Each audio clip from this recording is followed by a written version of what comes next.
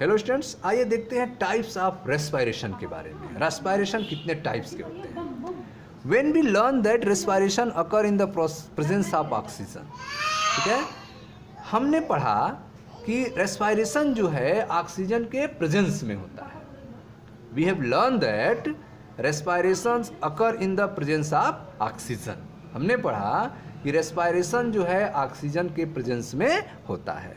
It also occur in the absence of oxygen.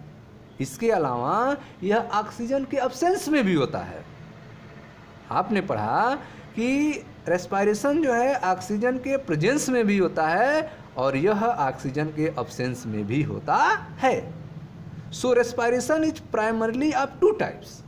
Respiration जो है प्रमुख रूप से दो तरह के होते हैं, aerobic respiration and anaerobic respiration. ठीक है, तो अब आइए देखते हैं एरोबिक रेस्पिरेशन क्या होता है और एनएरोबिक रेस्पिरेशन क्या होता है। तो फर्स्ट हम देखते हैं एरोबिक रेस्पिरेशन के बारे में। Aerobic respiration, normally oxygen from the air is used in respiration resulting in complete breakdown of stored food and formation of carbon dioxide and water as the end product with the release of energy. Aerobic respiration में normally रूप से जो air से हमें oxygen मिला है उसका respiration में यूज होता है और स्टोर्ड फूड मटेरियल का कंप्लीट रूप से ब्रेकडाउन होता है, जिससे कार्बन डाइऑक्साइड, वाटर और एनर्जी जो है एंड प्रोडक्ट के रूप में हमें प्राप्त होते हैं। Normally oxygen from the air is used in respiration resulting in complete breakdown of stored food and formation of carbon dioxide and water as the end products with the release of energy. This is known as aerobic respiration. इसे क्या कहते हैं? Aerobic respiration कहते हैं। This process is represented in the form of a chemical equation. इस process को आप एक केमिकल इक्वेशन के रूप में रिप्रेजेंट कर सकते हैं। This is the stored food material glucose C6H12O6, oxygen. In cellular respiration oxygen glucose, oxygen oxidized to glucose and completely breakdown of glucose and change into carbon dioxide, water and energy. This process is called aerobic respiration. Now anaerobic respiration.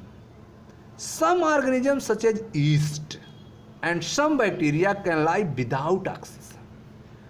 कुछ organism ऐसे हैं जैसे east और कुछ bacteria जो बिना oxygen के जिंदा रहते हैं। Some organism such as yeast and some bacteria can live without oxygen. In their cell glucose is broken into alcohol and carbon dioxide. इनके सेल में ग्लूकोज जो है कार्बन डाइऑक्साइड और अल्कोहल में टूटता है विदाउट यूजिंग ऑक्सीजन। इसमें oxygen का यूज नहीं होता है टू गिव एनर्जी, और एनर्जी मिलती है। तो आप देख रहे हैं कि कुछ ऑर्गेनिज्म ऐसे भी हैं जैसे कि ईस्ट और कुछ बैक्टीरिया जो बिना ऑक्सीजन के भी जिंदा रह सकते हैं। इनके सेल्स में ग्लूकोज को अल्कोहल और कार्बन डाइऑक्साइड में तोड़ा जाता है बिना ऑक्सीजन के प्रेजेंस में, और एनर्जी भी मिलती है। This process is known as anaerobic respiration. इस प्रोसेस को एनाएरोबिक रेस्पिरेशन कहते हैं। Energy release in anaerobic respiration is comparatively very small. Anaerobic respiration में जो एनर्जी निकलता है वह एरोबिक रेस्पिरेशन की तुलना में बहुत कम होता है। Energy released in anaerobic respiration comparatively very small. The chemical equation of anaerobic respiration can be represented as, chemical equation जो है एनाएरोबिक रेस्पिरेशन को, उसको इस तरह से लिख सकते हैं: glucose, absence of oxygen, is converted to carbon dioxide, alcohol and very small amount of energy comparatively to aerobic respiration. Okay students, इस तरह से आपने देखा कि एरोबिक रेस्पिरेशन के दौरान बिना ऑक्सीजन की उपस्थिति में ग्लूकोज का ब्रेकडाउन होता है, ग्लूकोज अल्कोहल और कार्बन डाइऑक्साइड में चेंज होता है और कम अमाउंट में एनर्जी रिलीज होता है। Anaerobic respiration in human being. अब हम लोग देखते हैं कि एनारोबिक रेस्पिरेशन जो है वह मानव में कैसे होता है, ह्यूमन बीइंग में कैसे होता है। Some time during any physical activity such as distance running, ठीक है, कभी कभी जब हम फिजिकल एक्टिविटी करते हैं, फिजिकल एक्टिविटी के दौरान, कसरत करने के दौरान, जैसे कि डिस्टेंस रनिंग, लंबी दौड़ के दौरान, our body can not get enough oxygen to produce the required energy. हमारी बॉडी जो है पर्याप्त ऑक्सीजन की सप्लाई नहीं कर पाती है जितनी ज़रूरत होती है ऑक्सीजन की एनर्जी पैदा करने के लिए, ठीक है। तो आप देख रहे हैं कि हमारी बॉडी को जितनी ऑक्सीजन की ज़रूरत है उतनी ऑक्सीजन कभी कभी हमारे बॉडी में सप्लाई नहीं हो पाता है ताकि उतने अमाउंट में एनर्जी प्रोड्यूस हो सके। To get the additional energy anaerobic respiration occur in the muscle cells our arm and leg. इस एडिशनल एनर्जी के सप्लाई के लिए हमारे आर्म में लेग्स में एनारोबिक रेस्पिरेशन होता है। हमारे आर्म और लेग्स के मसल सेल में एनारोबिक रेस्पिरेशन होता है एडिशनल एनर्जी के सप्लाई के लिए। But here instead of alcohol lactic acid is produced which accumulates in the muscles. लेकिन इस समय, इस दौरान एल्कोहल और लैक्टिक एसिड प्रोड्यूस हो जाता है जो हमारे मसल्स में इकट्ठा हो जाता है। That is why we some time have cramp after heavy exercise, जिसके कारण हमें कभी कभी क्रैम्प्स हो जाते हैं हैवी एक्सरसाइज के दौरान। जब हम हैवी एक्सरसाइज करते हैं तो उस दौरान हमें क्रैम्प्स होने लगते हैं, दर्द होने लगता है हाथ और पैर में।